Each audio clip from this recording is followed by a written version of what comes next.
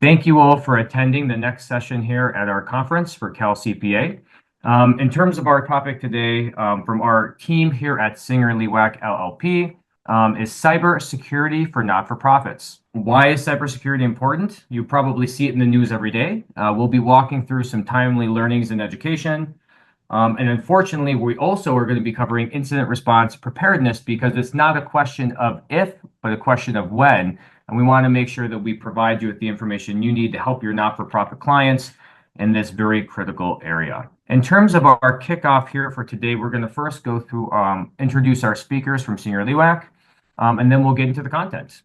So I'll start. Once again, my name is Carl Grifka from SingerLewak. I'm a managing director in what we call our business informatics practice. I think a combination of risk advisory with information technology and cybersecurity.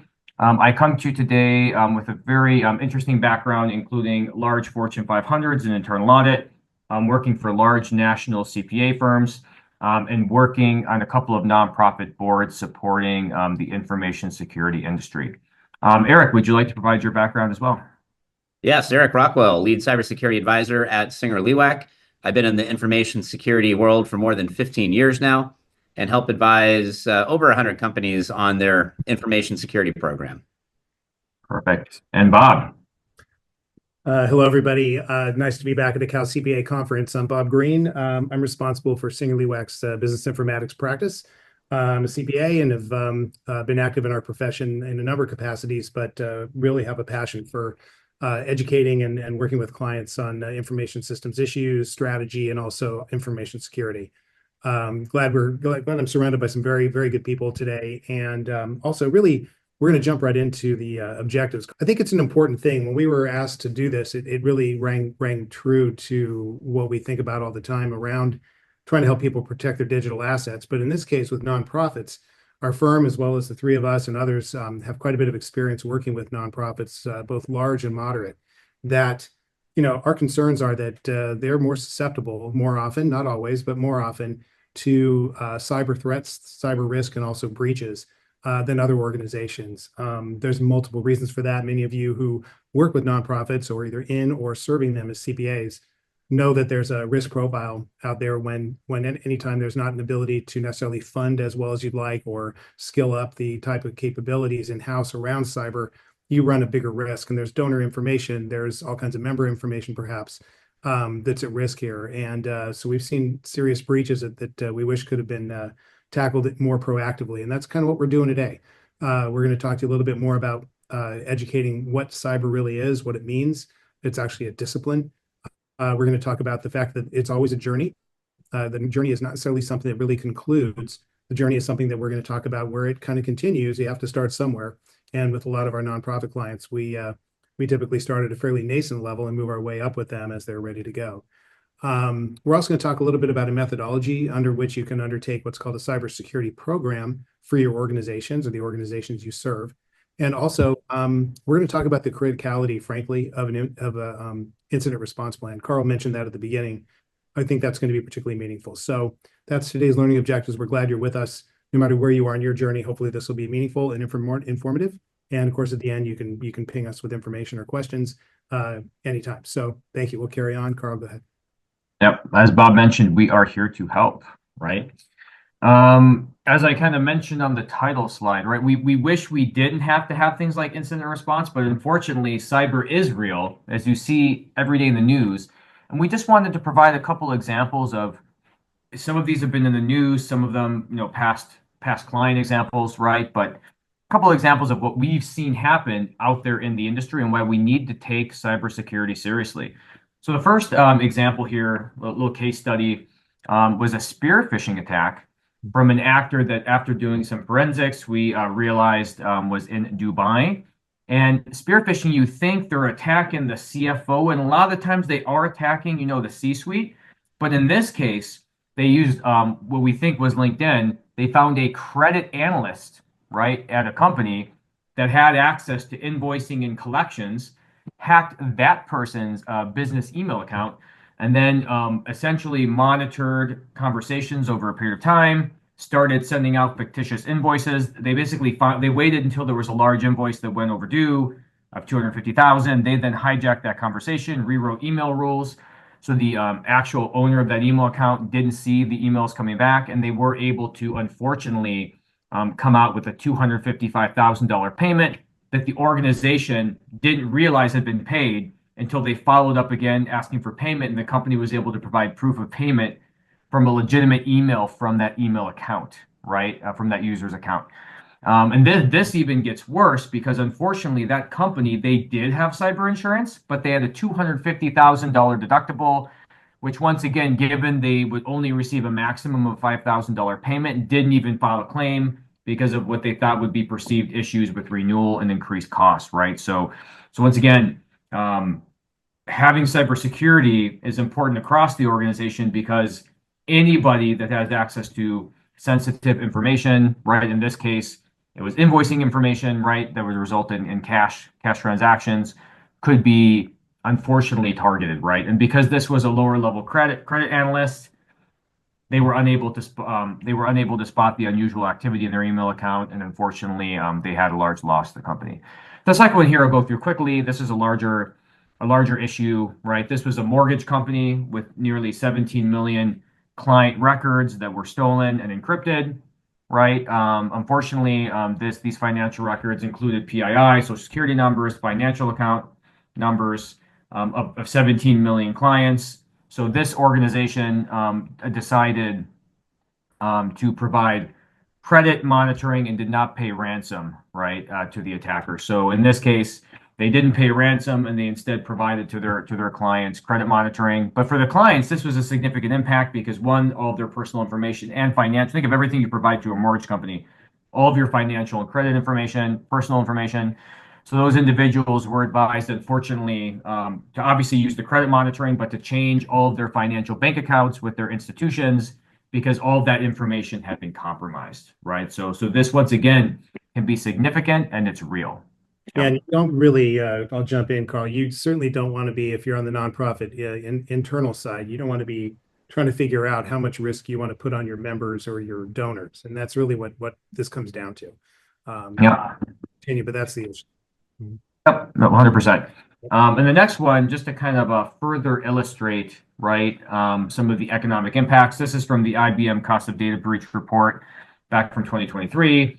It kind of illustrates, once again, in the nonprofit world, just imagine that these amounts are going to scale down a little bit with lower revenue totals in smaller organizations. Not always, but probably typically, right? But IBM noticed that globally, based on their polling, that the average total cost, including business interruption from a breach, was $4.5 million. Unfortunately, only a third of the breaches were identified by the company themselves, meaning that 2/3 of the breaches were identified by either a third party, which could be us coming in to do an assessment, or the attackers themselves. And if the attackers are the ones that telling you that they got in, unfortunately, the cost was $1 million more, right? So there is a significant, in terms of the business case to do this, it's very easy, right? Because if you have the controls in place and the detective measures, your cost of a breach is going to be lower. If you get breached, right, obviously your relative chance to become breached is less. Putting your data in the cloud is not an automatic solution. 82% of breaches did include data that was at least partially stored in the cloud. And then in terms of some good news, the average cost of a breach was significantly less for companies that had DevSecOps, so basically controls within their software development lifecycle. And the cost also came down if the organizations had high levels of incident response planning and testing, which we're going to cover a little bit later here today. So we're going to get into a brief definition of cybersecurity and also what a cybersecurity program is. This is relevant both, again, we're talking to an audience who is both advisors to the nonprofit space as well as people that are internal. So this is relevant everywhere. And even if you're an advisor or part of a CPA firm as we are, this is all very relevant to all of us. So what is cybersecurity? And the reality is we've got three definitions where we went to some of the most authoritative sources, particularly around systems and systems advisory, and as well as systems regulation. Like all things in IT, there's not just one definition. So we're looking at Gartner, who's an extensively known and worldwide leader in both research in IT and also best practices. They said a pretty well sentence one. That's kind of what they do for a living, which is it's a combination of people and process and policy and technology. Cyber isn't just about, this is what we see all too often, particularly candidly in a lot of nonprofits. They give a bit of a budget to whoever's in IT and they tell them to take care of it and they think it's done. So what we're trying to point out here, the risk is too high to not think about how to deal with things in a more systematic, more standardized, more mature way. You're simply waiting for something bad to happen, if that's the case. So it is a combination of behavioral matters as well as technologies. IBM, everybody knows, but I thought the interesting thing here that we found was threats can happen both inside and outside. So people tend to worry the most is what they hear about things that are penetrating from the outside, people trying to get in. And indeed, that's a problem. And Eric and Carl live in that every day. But inside, the people, the way they behave, clicking on the wrong thing, we all understand that. But also there's bad actors internally. Sometimes people try to infiltrate their own systems and take things out. And there's ways to put controls in place that can actually keep people from essentially removing very sensitive information around things like donors and members and other sorts of involvement in nonprofit. The last is NIST. You'll see a little bit more about NIST later. That's the National Institute of Standards and Technology. It's a U.S. government agency, and their concepts are very similar, but they put out standards for us to all follow. Frankly, a lot of people aren't aware of that. But I like the idea down below, and a lot of us that are accountants kind of focus on this, which is to ensure availability, the integrity, the authentication, confidentiality, and non-repudiation. Sounds like an audit textbook, but that's kind of what this is about. These are controls that have to be in place, and we have to be dealing with them as auditors and smart business people. Now we want to walk through how you can understand cybersecurity, but turn that into an actionable program to protect your environment, your clients' environments, etc. So what is a cybersecurity program? It's basically putting together all of the ongoing measurable activities that a company, nonprofit is going to put into place to basically protect. I have it here: identify, protect, detect, respond, and recover from a cybersecurity risk or threat. So what's the objective, right? So that sounds, we're trying to do a lot of things, right? But at the end of the day, we like to call it the CIA triad in terms of the objective of cybersecurity. And Bob kind of touched on those on the last slide, but I want to make sure my data is kept confidential, right? So only those who should be able to access it are able to access it, right? I want to make sure my data has integrity, so it's not being altered or destroyed in the way that we wouldn't expect it to be. I want to make sure that it's available, right? So if I need to access it, then I'm able to access it, right? So if a person is authorized to be able to use it, they should be able to. Now that's great, right? We want to make sure that our cybersecurity program is in place, but who's responsible for this? Is it IT, right? We just tell IT to go take care of it, and they come up with something and do it. Unfortunately, the answer is no, right? It is business management's responsibility to oversee and set the objectives for the cybersecurity program and to make sure that it's effective, right? Who is in charge of management? Who's the watchdog? Well, at the end of the day, management should be responsible to owning the program, right? Making sure that it's being operated correctly, kind of managing IT to make sure they're administering the program properly. And the board should then be overseeing them via their oversight and fiduciary responsibility to make sure that this is being done enterprise-wide. I'll add to that is what the message here is. It's absolutely a governance responsibility. Don't just leave it to your IT director to make sure everything's done and assume it's fine. Particularly if you're in a leadership position in a nonprofit, if you're the CFO, the controller, where you've got some influence, leverage it. Make sure that people are looking under the covers to see what people are really doing to protect the digital assets. Otherwise, you don't want to be surprised in the bad way. And if any of you are working or advising on boards of nonprofits, same thing. Even though there may not be a mandate regulatorily for you to be involved and understand cyber, the more you do and the more you can essentially influence the governance of cyber at nonprofits by making sure that people are asking the right questions, and we can certainly help with those with you. That's the key, because leaving it to chance or leaving it to organizations, even third parties, providers of IT, a lot of times they're not too focused, and you'll learn about that in a minute on the security. They're focused on the availability. MSPs, so think IT, internal IT, right? That's the left side of this picture versus security, what we're discussing, right? Your managed security services provider have kind of conflicting kind of objectives. So the MSP, right, your internal IT team, right, they're typically focused on availability, making things easy, accessible, very efficient to use, right? Open, right? Easy to share, right? Making sure the lights stay on, help desk, right? Making sure that we have the technology in place to meet our strategy, which is fantastic, right? Not-for-profits, very important that they meet their tax-exempt purpose, right? That's why they're tax-exempt. However, there is a conflict of interest here, right? A segregation of duties issue, right? Because at the end of the day, we want to make sure, if you look at the right side, that we have an independent advisor, a watchdog to make sure that we're meeting our goals, but we're doing so securely, right? Making sure we have the right controls in place, change management, that we're monitoring, we have information security, right? That we're reporting the results of security, right, to decision makers so they can make the proper decisions. So once again, I think in terms of this inherent conflict, it's making sure that, okay, let IT do their job, but having somebody independent and impartial that can provide that independent advisory, because we don't want the fox watching the henhouse. It ends up increasing the risk if you have people that are just on the IT team making governance decisions in the background and don't present those to management. And we see that a lot. Oh, totally. Yeah. Yeah, so this is a slide that Eric and Carl and I have reviewed with a lot of our clients just to try and help explain. And I think this audience, from our understanding anyway, is really right into that, which is this is a governance issue I was mentioning. In the right world, nonprofit or otherwise, there should be essentially an information security committee. I know Eric leads quite a few of these committee meetings on a regular basis with clients, and these are things where, you know what, it's one thing to be informed, it's another one to understand literally how to conduct, not just awareness, but also the things to do to defend and also respond to without essentially going off the rails, information security issues. And that committee is formed to work together from all disciplines of a company, not just IT. And they are essentially overseeing this journey. So you see the arrow we put underneath here. I'm not going to read the slide, but I would ask you to take a peek and understand that things really do move from left to right. And in some cases in a journey, maybe some of your organizations are already at a point where you're beyond just creating an awareness that cybersecurity is a mandate. That would be great. But essentially, you move through, we actually deliver what's called a security maturity level assessment. That's what the left side is there underneath. During that process, we help our clients go from essentially close to 0 to 60. So at least they have a chance to get there. And then we want to get them going even faster than that later on. But the idea is it's a very simple process. We create awareness collaboratively. This isn't just us. We deal with measuring a baseline of maturity. We then move into essentially assessing the risk and threats that are unique to each company. We develop a cyber maturity plan. Every organization is different. Nonprofits differ just as much as a for-profit does.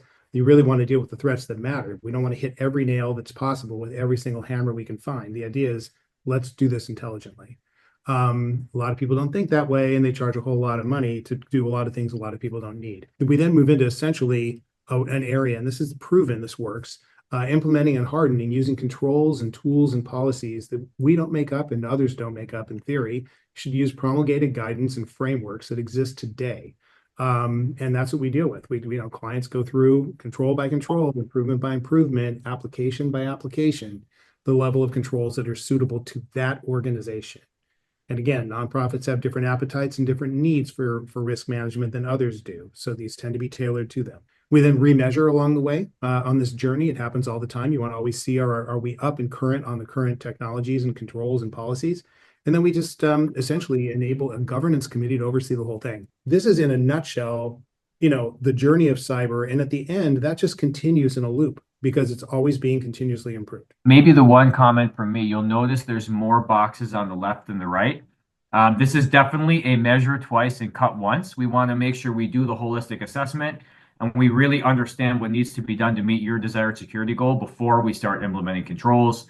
It's all too easy to fall into the trap to start just implementing things without understanding really where you want to go. And that's another trap that we want to avoid. Yep. A lot of times we come in and we see that an NFP has a sizable budget for a security program, but they cut once, they didn't measure at all.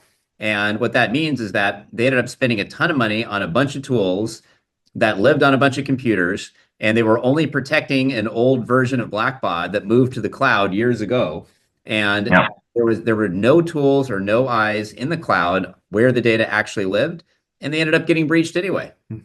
Next section here we wanted to walk through is just the understanding that cybersecurity is a journey, right? And it's important to the entire organization, not just the IT team. This is a continuous process of measurement, remeasurement, improvement, basically in a cycle, right? So conceptually, we need to start somewhere. We need to measure and assess our progress as we go, right?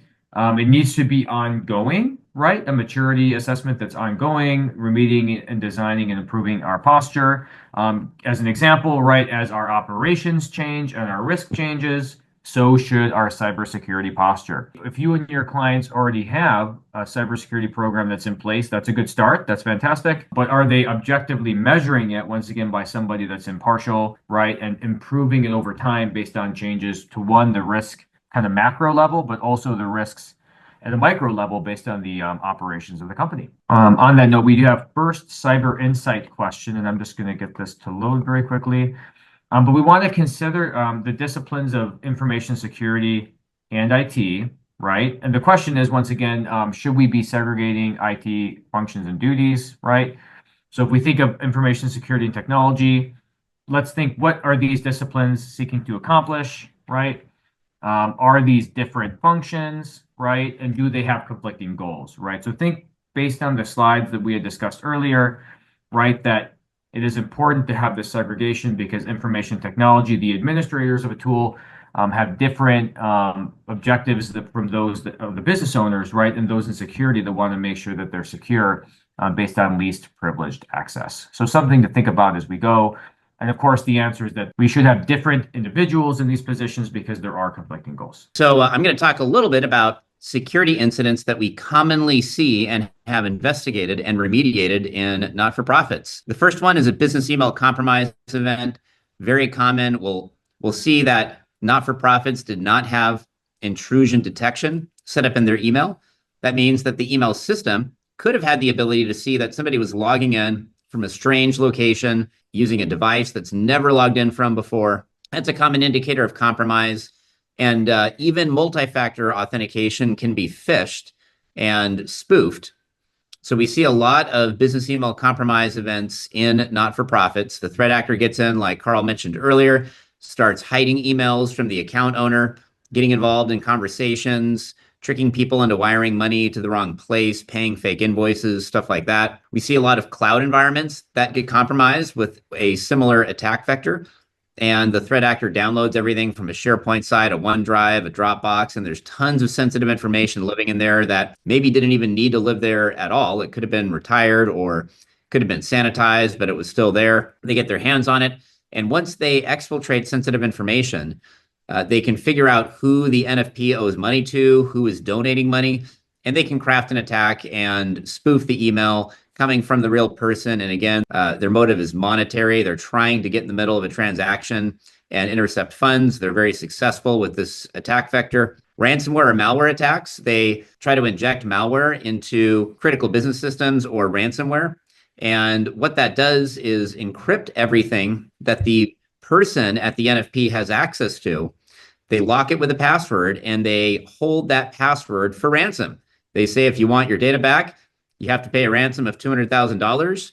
They know that the cyber liability insurance company might pay that ransom. And they say, if you don't pay it by 5 o'clock on Friday, we're going to destroy all of the data. And a lot of times they encrypt the backups also. So the NFP has no backups available. They have to pay the ransom. The threat actors get in through an external vulnerability.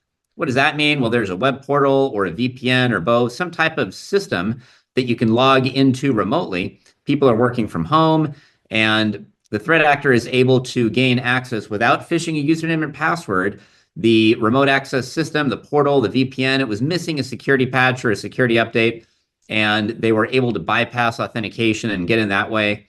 And once they're on something like a VPN or even logged into a web portal, that's where they can inject ransomware that will spread throughout the NFP. Financial fraud and insider threats, we see more internal fraud in NFPs than any other vertical that we work with. That could be anything from financial fraud to somebody working for 2, 3, or 4 NFPs, 4 different full-time jobs, usually competitors, and they're working from home, and none of the NFPs realize that that employee has 3 other full-time jobs working for competitors.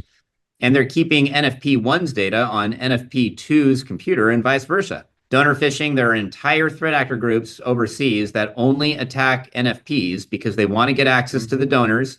They know the donors are generous and are willing to give money, and they want to impersonate the MFP to get in the middle of that and again, intercept the funds. Or somebody leaves data on a computer that's not encrypted or a personal and mobile device that's synchronizing email. They leave that phone somewhere, they leave the laptop at Starbucks, boom, it's gone. Sensitive data is lost and you can't get it back. You can't remotely wipe it. It's unencrypted. Or the threat actor will point their cyber guns at the remote, at the website, the remote access portal, the VPN, something that the NFP relies on, even a page that allows donors to donate during a campaign. And they'll throw so much traffic at it, it goes down, and they'll ask for a ransom payment to stop. And maybe one comment. I used to work for the federal government, and I would do some nonprofit audits, and I would agree, based on my experience, that we do see a lot of fraud in nonprofits. If you think of the fraud triangle, right? A lot of these NFP employees are potentially underpaid. They are able to rationalize it. They have opportunity because there's fewer controls. So you see a little bit more of the proliferation, and that's unfortunate, but even more reason to put the controls in place. Yeah, exactly. I think real quick, Eric, this is going to lend this next slide. Eric's going to cover, kind of goes back to the governance theme. This is why we want to make sure management team, as well as advisors and board members, are thinking about what's the impact of these breaches. I mean, Eric gave us some great examples of real things, which are not good at all. And here's what we're trying to avoid. So go ahead, Eric. Yeah, right. Sometimes you don't get the money back. Sometimes you do, but sometimes you don't. There are direct costs. There are indirect costs. You might have cyber liability insurance, but they probably aren't going to cover everything. They're definitely not going to pay to harden the system and prevent the same thing from happening again. They'll actually probably drop you when your insurance comes up for renewal. It'll be hard to get new insurance. It damages your reputation in the community. There could be regulatory fines, inability to meet your tax exempt goals, and of course, reputation damage. It really hurts the NFP's reputation in the community. And a lot of what they're selling out there in the community is trust, a really good thing that they're doing and enrolling people in their mission. And it really hurts the mission and it lowers employee morale. I think the reputational damage is what we've seen people get most concerned about. But I think the other things are not to be underestimated either. Yep. Confidence from donors is important. What we've actually seen is people who are a little heavier in grant funding tend to be a little bit more focused on these controls for the reason that, they just can't afford to lose these funding sources. But you guys understand what we're talking about. It's a concern around, and again, it has to come from here. Your IT department isn't thinking about this. And there are a handful of controls that NFPs could have had in place to prevent these common successful cyber incidents and breaches. Having written policies and procedures that everybody is trained on, providing extra training to management, providing extra training to the leadership team, implementing a real identity and access management system where everybody has one username and password, they have one identity. That identity lets them into everything they need. It requires multi-factor authentication, and you can only use it from authorized devices. Securely configure your email and file sharing platforms so that you don't have vulnerabilities that let you download files without a password. You harden the systems you have. That means you configure all your technology to a secure implementation standard that's measurable, and you measure that on a regular basis. Make sure all the data that's critical is backed up, and it's in a location that is immutable. The backups cannot be modified, and they can be recovered without the same username and password that the threat actor is potentially compromised. And you have an incident response plan. This is very important, a written incident response plan that you test on a regular basis, and you spend hours, 2 or 3 hours at a time, going through a business email compromise event, mapping it out, and seeing how far the threat actor would really get, and making sure that your plan is going to work. We'd like to walk through some examples as to why, once again, it is so important to take cybersecurity seriously, why putting into place the program can really help reduce, 1, risk, and 2, cost. So once again, if there is a cyber event, there's 2 types of costs that we had discussed. First is the direct cost, right? So I have to remediate, isolate, have to have experts come in, right? Have to have attorneys, right? All of that disclosure, I have to recover, right? That's a direct cost, right? Which is material, right? But then the unfortunate, larger, even more material cost is the indirect cost, right? So that is the business interruption. So all the time that your business isn't operating as normal, that you're still spending money, in fact, spending more money, but you may not be operating the business and bringing in revenue, right? So that is a significant impact, that lost revenue and increased cost, but also your reputation, right, can suffer, right? We had that mentioned a little bit earlier. That once again, when you have that reputational impact, people then think twice before they want to deal with you again, right? Your donors might think, hey, do I want to direct those donations to another nonprofit where I feel that my money and my data is more secure and will meet the purpose that they want that money to go towards, right? And these are material and important considerations, right? We're going to walk through here on the next slide an example. I'm going to keep this really extremely brief, right? But we did a case study for a nonprofit with a projected $30 million revenue that would experience a typical ransomware attack. And we did use data from surveys from both Splunk, which is an IT provider, and then IBM, right, which we reviewed the cost of data breach report before. And we basically did modeling for the direct payout, right? So we see kind of a weighted average of what a direct payout could be as it pertains to a ransomware payout. And this is pretty typical in our experience, by the way. This is definitely in the range that we see day to day, right? So the math kind of pencils out. And then we also have the indirect costs, right? So once again, if it takes up to 73 days to contain a breach, that was in the 2023 report for the IBM data breach, how much revenue you could lose, right? Based on a business interruption, right? And we tried to be conservative in terms of the number of days of the 73 where you're really not doing what you're supposed to do, right? So just 10% of the days that it takes you to contain that you're not operating the business as normal and you're losing that revenue, it's material, right? So we see here at the bottom, the direct is the first column and the second is the interruption, and you end up, a typical $30 million revenue organization could easily be out 800,000 plus in total cost if there's a typical ransomware breach. So once again, all the more reason to put these controls in place and invest before the incident, not after. What are some realistic steps that every not-for-profit should take? Well, first of all, you need to have a written policy, the rules of the game. People have to know where to store sensitive information, what not to do with it, and train the whole team, starting with leadership, on the security policy, on security awareness, on common indicators of compromise, common cyber attacks, how to spot them and avoid them, like clicking on links in emails that might be time sensitive or too time sensitive. Mm-hmm. Implementing multi-factor authentication without exception. We see a lot of NFPs pay for multi-factor authentication. They've got the licenses, but the CEO is exempt, 15 other people are exempt, and threat actors get in, or the MFA is misconfigured. This is another common problem with MFA.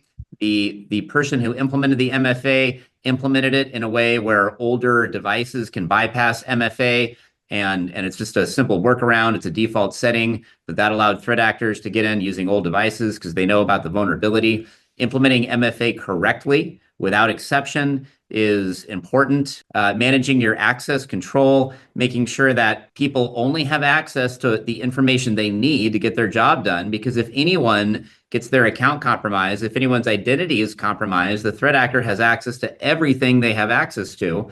So we want to minimize access based on job roles, proper segregation of duties. We see a lot of computers configured where everyone at the NFP is a local administrator, and that's how ransomware spreads rapidly, like a wildfire. Patching your technology. A lot of times we don't see an accurate inventory of technology. So 70% of the NFP's devices are actually patched on average. Performing simple audits of who has access to what and reducing that access to sensitive information.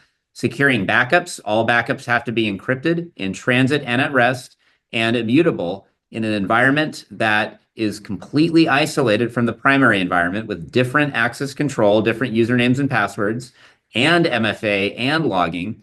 And consider the best way for your organization to respond to a cyber incident. Write that incident response plan, test it on a regular basis, have a professional like an independent third party come in and take you through a real incident response scenario during a tabletop test.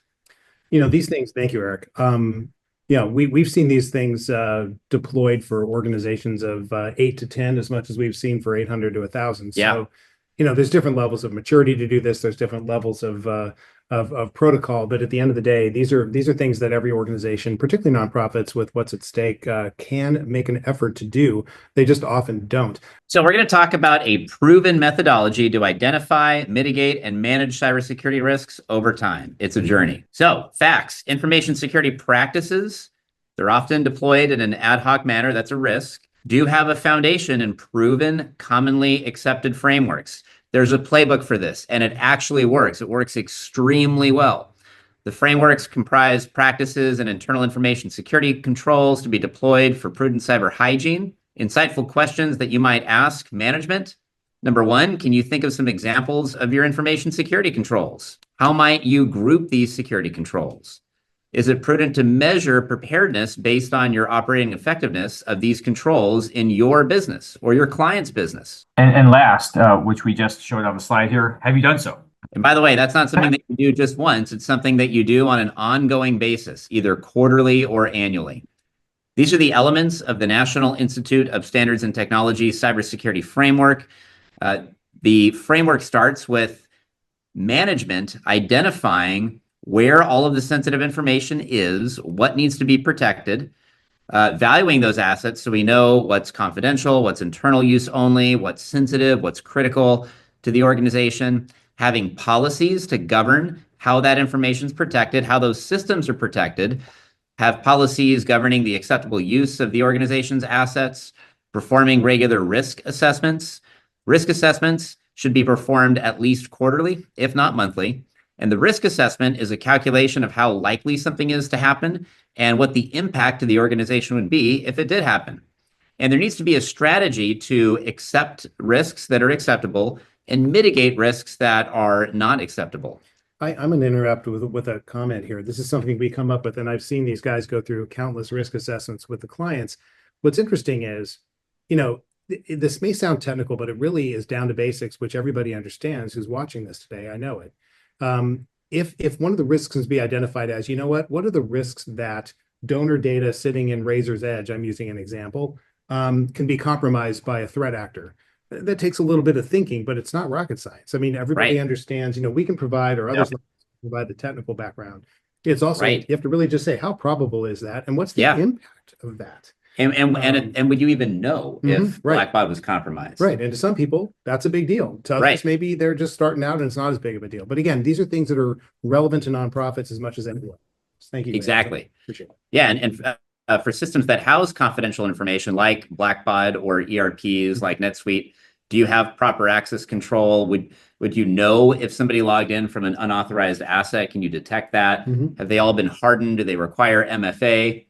And do you have a written response plan so you can respond and recover from any cyber event? Exactly. These are elements of at least a defined security program. There are 6 different security maturity levels, and if you include 0, initial, very real. It is. Yeah. Initial, developing, defined, managed, and optimized. At a security maturity level 0 to 1, there is no security policy. There is no security plan. People just think there's some default level of security that's adequate. Security activities, the people are unstaffed or uncoordinated. There's no formal security program in place, no written roles and responsibilities, no governance, no risk assessment, and despite occasional security issues or major breaches, no controls actually exist. Everything is ad hoc. A developing program starts to write policy. The management team agrees upon policy, forms an information security committee to make those decisions, starts to design controls, implement controls. Documentation is limited, measurements limited, but you have a developing program and you're at least performing risk assessments on a regular basis and getting stronger. At a security maturity level 3, the security committee meets on a regular basis. There's a cadence established, a heartbeat. There's a series of weekly meetings, monthly meetings, quarterly meetings with different agendas. Roles and responsibilities are written down. They report to an internal audit committee or the board. There's organization-wide processes and procedures with verification. Controls are documented, developed, and measured. We're over-reliant on manual intervention and humans to do jobs, but we have a defined security program. At a level 4, everybody in the organization has an increased awareness around security. The committee is formal, controls are measured and monitored. Levels of compliance are still a little bit uneven, but they're so strong that we can recover from any cyber event. And the culture starts to improve. The culture starts to support the improvement of cybersecurity skills and awareness at every level. CPA, and you're working with nonprofits. Think about your own businesses too. Our firm, we go through this as well. The question is, where do you need to be on this maturity scale? In the processes we go through, and you're going to see that in a moment with Eric and Carl describing the maturity assessment, most of the times we walk in the door, things are on the very far left of the screen in terms of the current state.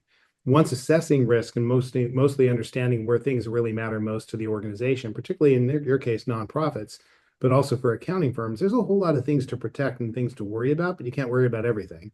So the idea would be if you're Boeing or Northrop or somebody like that, and you're doing business with the government and everything needs to be incredibly locked down, you're going to shoot to become a 5 someday.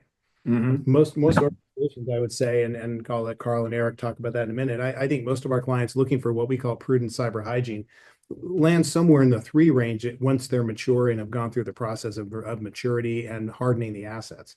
So that's a journey we talked about earlier, but understand the relevance of this particular slide is quite high. So thank you. Yep.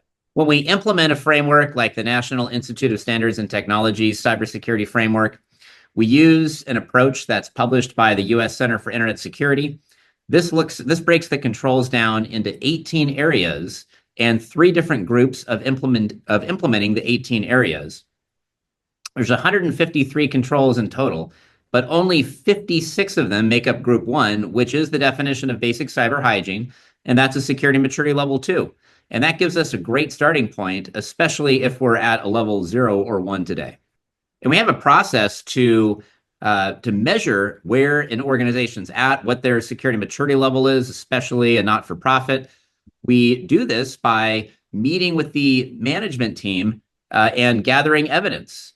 We map out all the business systems. We understand what the scope is. Where does that sensitive information live?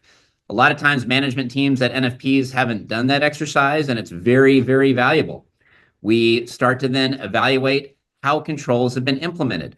Are they completely ad hoc? Are they missing, not operational at all? Are they implemented on some systems or all systems? We assess our readiness against that maturity model and the security posture. We figure out what security maturity level we're operating at. The security maturity level is a calculation of people, process, and technology.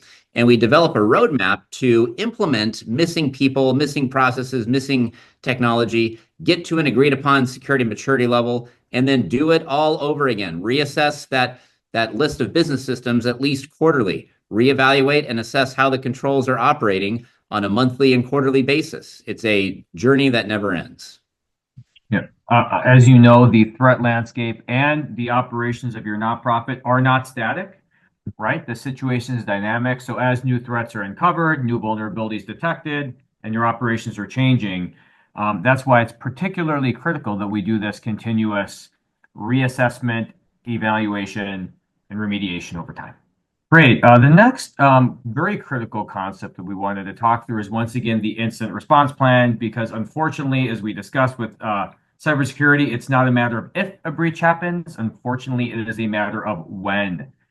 So I'll walk through some key concepts. So once again, why is it critical to have the plan?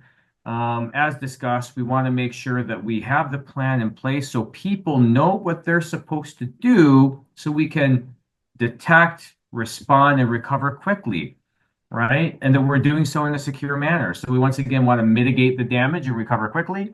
We want to make sure we're following, basically we're in compliance with laws and regulations. So making sure we have the right chain of custody over the data and that's kept with integrity, right? Those are some concepts that in a data recovery situation that become very important.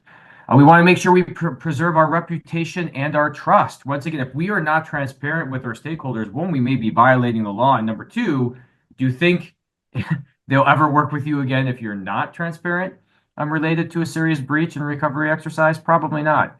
And once again, we want to make sure that we have security and efficiency. As I reviewed earlier, if you have these controls in place, the cost of your breach comes down because you're probably going to detect it yourself and you'll know what to do to quickly isolate, right, remediate the issue and recover timely, right?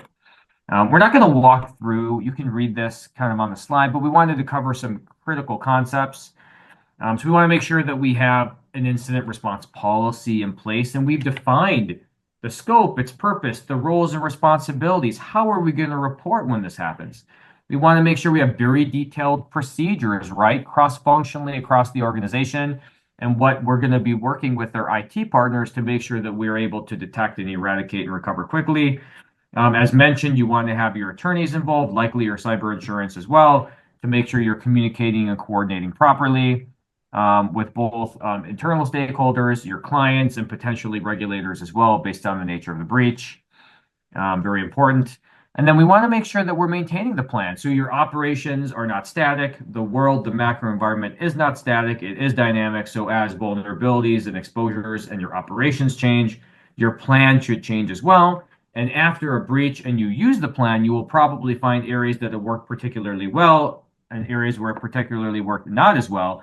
So in those areas that it didn't work as well, having a plan to improve your incident response plan is very important. So the next time when you enact a plan in a breach situation or an emergency, that it works better than it did last time. So some key concepts. For the sake of time, appreciate the chaos that happens when you haven't thought about how to deal with this. Yep. And the reputational damage that could have been avoided had chaos not started. So Yep. this can't be underestimated. And it's one of the toughest things to get over because it takes a team.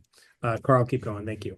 And very quickly, there is a saying that we have that it takes gallons of water per minute to put the fire out.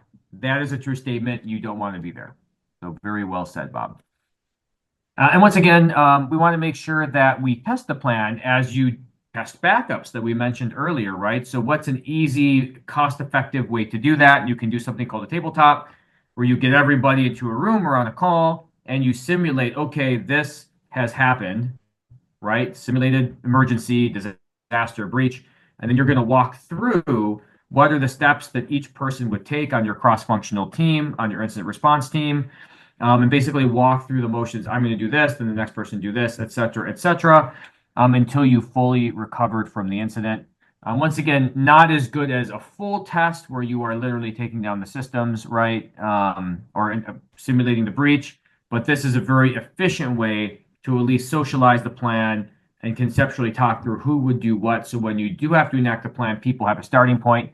The worst place to be is when you have the breach. People are dusting off a 5-year-old plan that they haven't read in multiple years or tested. That is the situation you do not want to be in.